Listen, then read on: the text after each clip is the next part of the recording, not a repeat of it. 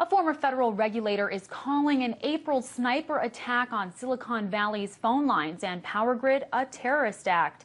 According to a Wall Street Journal report, it is all thought to be caused not by some glitch in the system, but rather by an entire group of snipers who shot up a Silicon Valley substation for 19 minutes last year. The snipers knocked out 17 transformers before fleeing the scene. The incident took place the day after the Boston Marathon bombing, which kept it out, of course, of the media spotlight. Now, one former federal regulator is going public about the sabotage.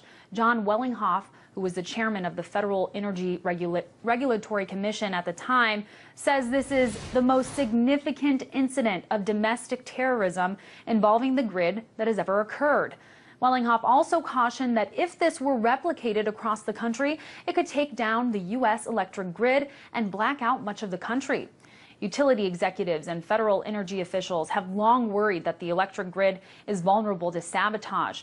The grid is most notably vulnerable to trees hitting transmission lines. In fact, one tree in 2003 knocked out power to 50 million people in the eastern U.S. and Canada for days.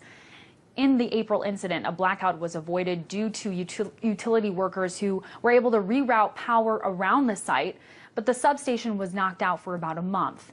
The FBI says it doesn't believe a terrorist organization caused the attack, but it still remains a mystery who the perpetrators are and how they pulled it off.